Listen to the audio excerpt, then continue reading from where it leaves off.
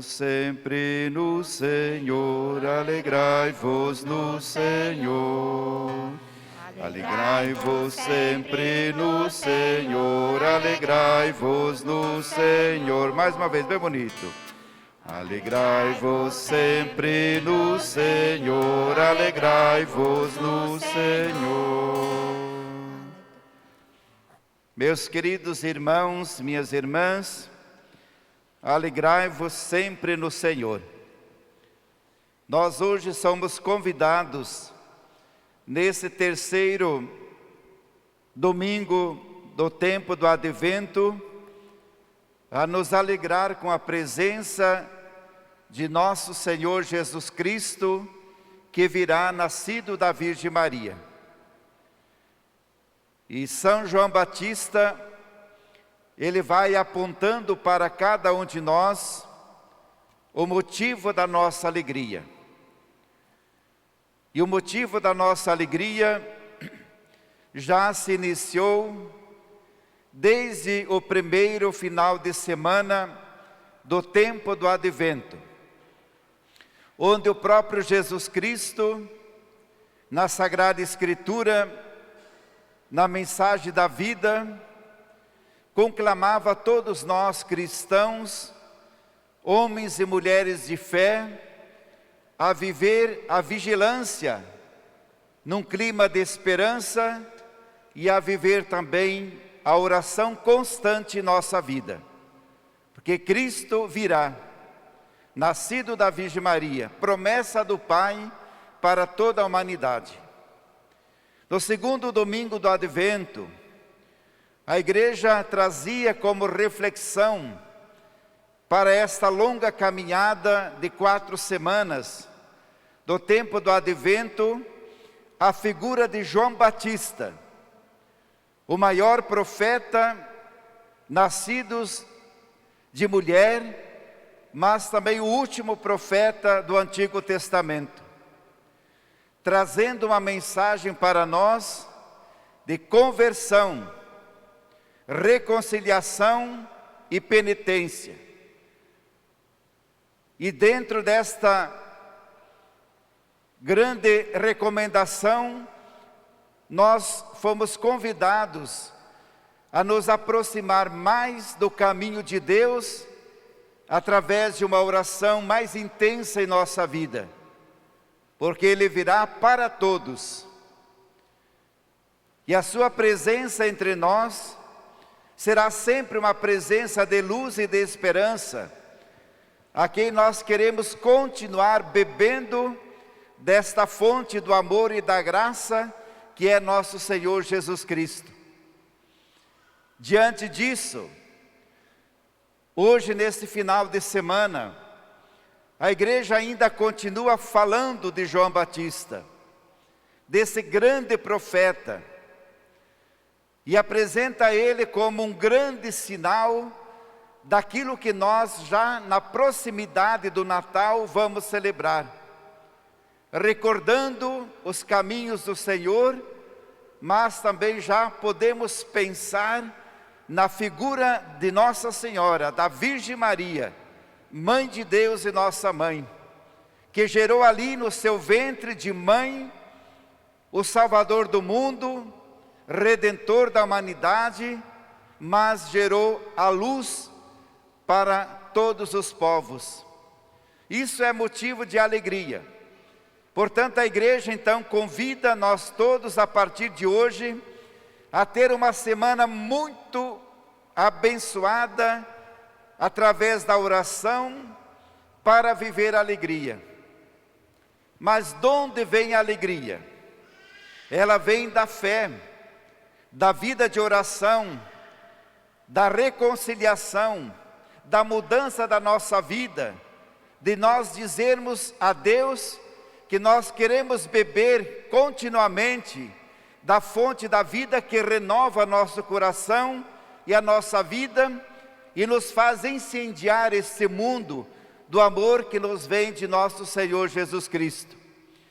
Portanto, queridos irmãos e irmãs, chama atenção para a primeira leitura do profeta Sofonias, que canta a alegria de Jerusalém, pelo mal que eles tiveram na vida, de ter se afastado, sobretudo, do povo e ter se afastado do Senhor nosso Deus.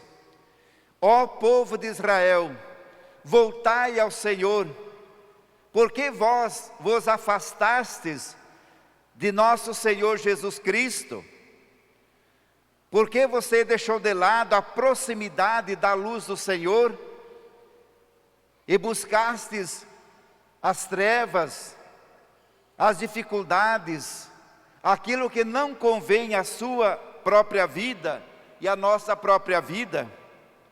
Agora é bom sempre lembrar que Sofonias, o profeta, ele atuou lá no século 7º antes de Cristo, durante o reinado de Josias. Mas Deus, então, diante de tudo isso, manifestava sempre a sua graça, sobretudo onde desgraças, destruições aconteceram, mas Deus estava lá presente, manifestando ali a alegria de estar com Ele.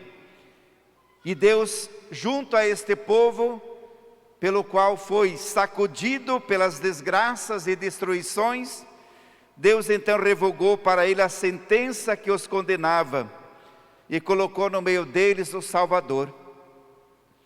E hoje nós podemos dizer que nós também vivemos estes momentos difíceis, e Deus continua revogando no meio de nós a lei nova, que mostra que a proximidade do Salvador nos faz ter uma alegria intensa em nossa vida.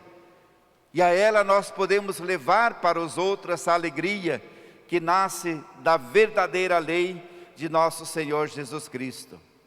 Só Deus, diz Sofonias, tem a força e a capacidade de salvar cada um de nós.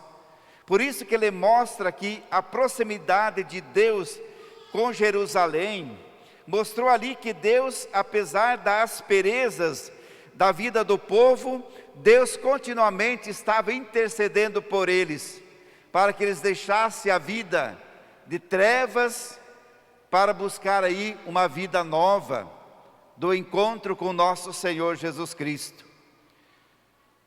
E ele ainda lembrava: coragem, porque o menino que vai nascer da Virgem Maria é o Salvador, que nos renova com o seu eterno amor. E justamente hoje, então nós entendemos o porquê, o domingo da alegria.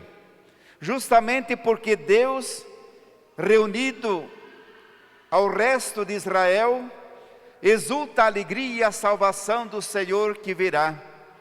Quando diz: ó resto de Israel, exulte de alegria, a salvação já está no meio de vós.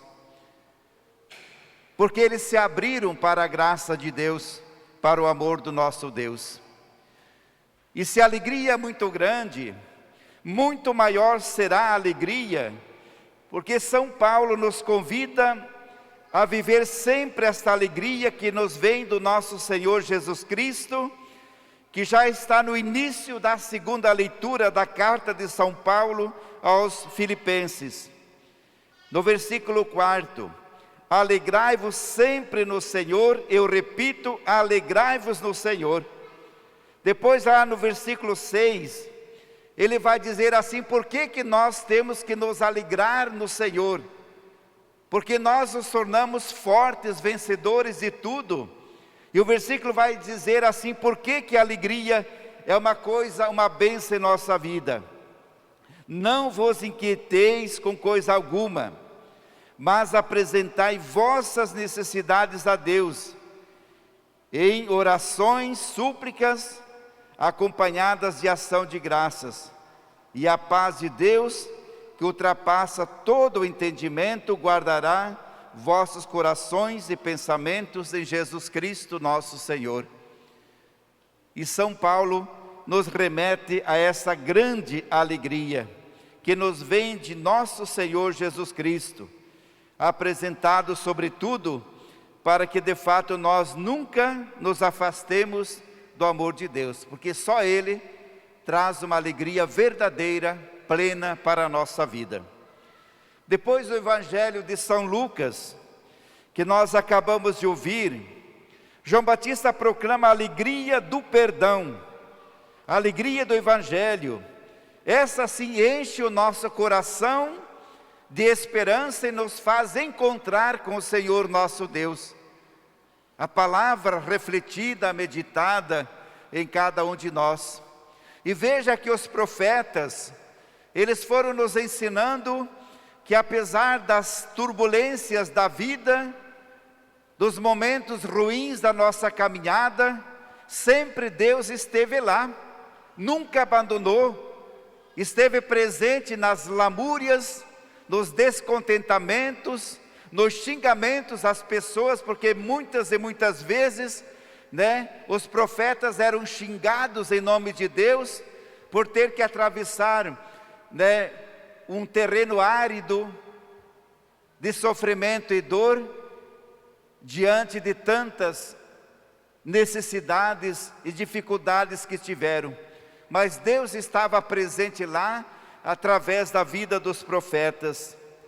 Então João Batista faz um contundente apelo aos seus interlocutores: convertam e acolhem o Senhor nosso Deus.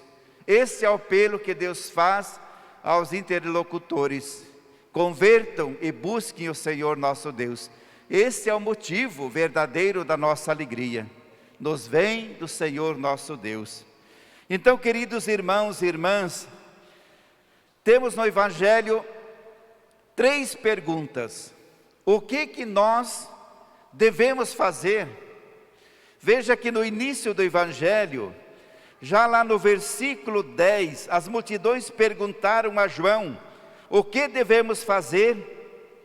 E João responde: olha, quem tem 2 túnicas, dê àqueles que não têm. E quem tem comida, faça o mesmo. Uma atitude muito grande de dizer que a igreja de Jesus Cristo se abastece justamente da solidariedade, da partilha. Porque não adianta nós acumular tantas coisas que nos atrapalham esta alegria de estar sempre no encontro com o Senhor nosso Deus. Então, o que devemos fazer? É a primeira pergunta. Então, a primeira é contra o acúmulo de bens. Quem é filho sabe o valor da partilha e não se pode privilegiar alguns.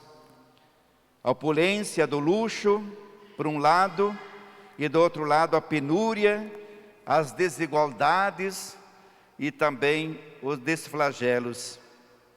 E a segunda pergunta: o que nós devemos fazer?